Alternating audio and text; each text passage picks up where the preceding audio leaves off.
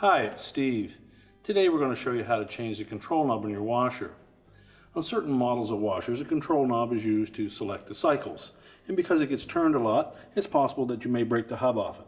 Now, obviously it's a really easy job to change this, but we'll give you a little tip to look for as well.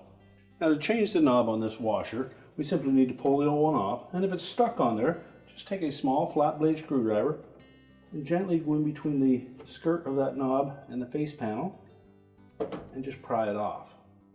Now, what we want to look for is to make sure that the little metal spring insert in that knob did come out with the old knob and it's not stuck on this shaft. You simply then slide the new one on, make sure it's pressed on firmly, and your repair is complete.